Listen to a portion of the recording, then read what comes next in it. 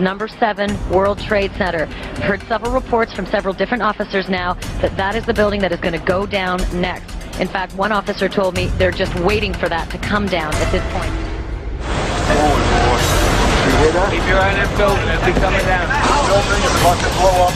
Move it back. All right, guys. And it sounded like a countdown. And at the last few seconds, he took his hand off, and you heard 3, 2, 1, and he was just saying, "Just run for your life, just run for your life." And then it was like another 2, 3 seconds. You heard explosions, like boom. There's like a distinct sound. This was boom, and like you felt a rumble in the ground, like almost like you wanted to grab onto something.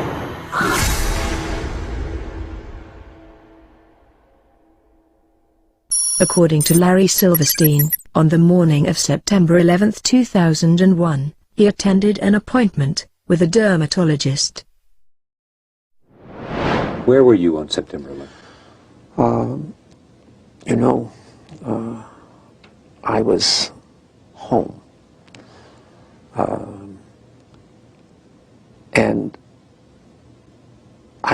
the only reason I wasn't where I was every morning, subsequent to the 26th day of July, my mornings were spent usually at a breakfast meeting at Windows, an 8 o'clock breakfast meeting, Windows, the top of it, and then going down to visit with my tenants, my new tenants, at the Trade Center, getting to know them, understanding their problems and so forth, ascertaining how we could service their needs better,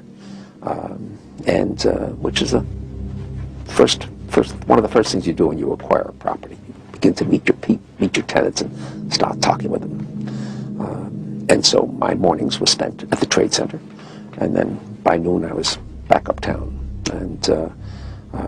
And so that particular morning, because I have light-colored hair and fair skin, and I'm an annuity to the dermatologist, my wife, God bless her, had made an appointment for me at the doctor. And I remember dressing to go to the doctor, and finally saying to my wife, I said, "Sweetheart, I've got so much to do downtown. I got to cancel this. I've got to go downtown."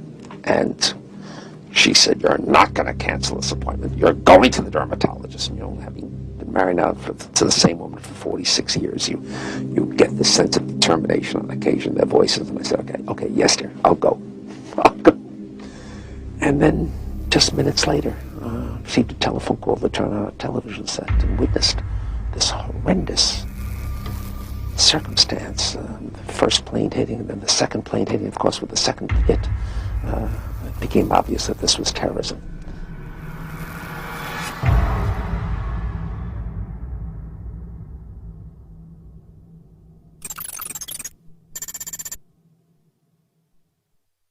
I remember getting a call from the fire department commander telling me that they were not sure they were going to be able to contain the fire. And I said, we've had such terrible loss of life. Maybe the smartest thing to do is pull it. And they made that decision to pull, and then we watched the building collapse. 3 years later, Silverstein issued a statement claiming that he had used the term "pull it" to refer to pulling the firefighters out of Building 7. But there are several problems with Silverstein's explanation. According to FEMA's building performance study, firefighters were never in the building. Preliminary indications were that due to lack of water, no manual firefighting actions were taken by the fire department. And these statements, from Popular Mechanics and the New York Times, confirmed that no firefighting took place in Building 7, and that the fire department had ordered firefighters away from the building at 11:30 a.m. Another problem is that Silverstein made no reference to the firefighters when he talked about Building 7 for the PBS documentary. Plus, after Silverstein stated that the decision was made to pull Building 7, he finished his sentence with these words. And then we watched the building collapse. This would indicate that the collapse of Building 7 was the direct result of the decision to pull it.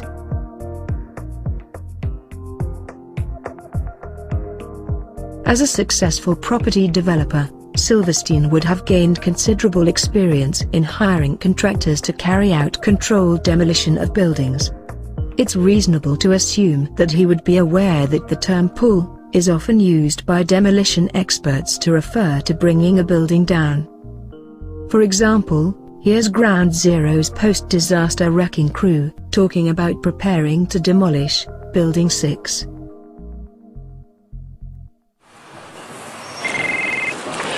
Hello? Oh, we're getting ready to pull Building 6.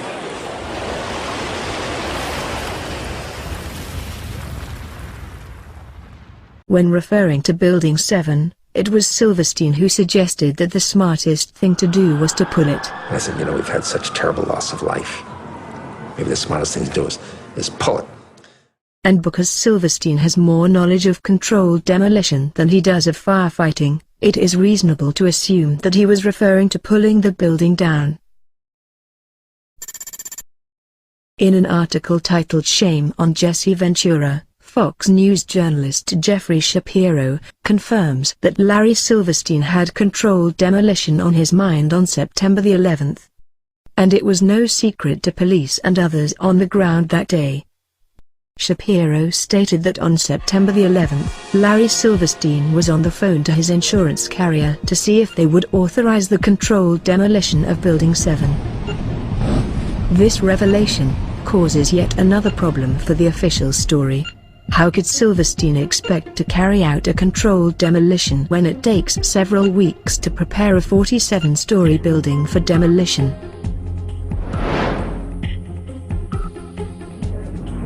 Now, here we're going to show you a videotape of the collapse itself. Describe that. Now we go to videotape the collapse of this building.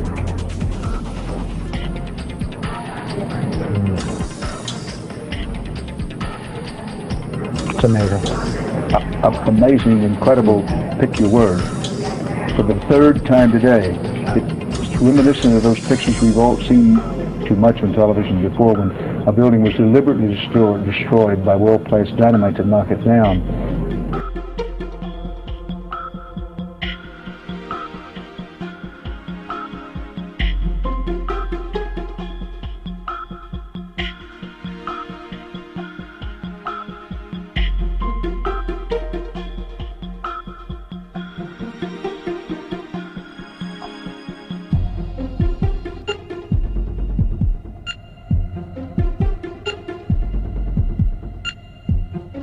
To me, I knew that was an explosion. There was no doubt in my mind. September the 11th was clearly a most fortunate day for Larry Silverstein. Not only did he avoid being killed by the attacks, he received a multi-billion-dollar settlement from an insurance policy taken out just a few weeks before. This policy was set up specifically to insure the buildings against destruction via a terrorist attack. This was particularly fortunate, considering the fact that Silverstein was having difficulty in finding new tenants to occupy the buildings at the Trade Center. And it was also particularly fortunate, considering that Silverstein had faced the $1 billion requirement of having to remove the illegal asbestos from every steel beam in the Twin Towers. So, if Larry Silverstein's story is true, then he must surely be the luckiest man alive today.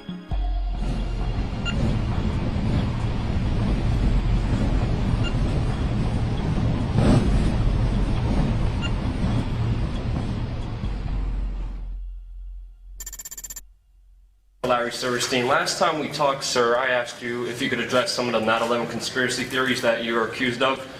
Sadly, your response has actually invited more of them. I mean, for the record, everybody knows your infamous comments on PBS where you said pull Building 7 on 5/25 on the day of 9/11. Your official response was that it was the firefighters.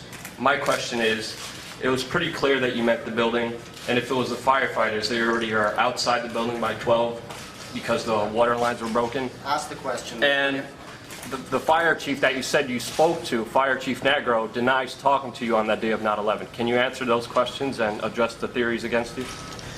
I suggest to everybody's consideration that we all look at the thousands of pages of testimony that are rendered in the many years since 9/11. And let's use today's session for something that's... Are you aware of testimony of bombs in the building before the building collapsed, sir? Are you aware of that testimony? Sir, there's testimony by Bear Jennings. Sir, you don't have to touch me. Listen, I'll walk away. All I'm asking is a question. I don't have to be kicked out. It's a legitimate question. You don't have to put your hands on me. But all I'm saying is, no, I'm not. I'm here asking. The question was not answered. That's why I have a grievance. Larry Silverstein was told not to come into work. That's why him, his daughter, and his son never showed up to work on 9/11. He put an insurance policy on the buildings. Reporters, do your job, please. Ask some questions. Ask some questions.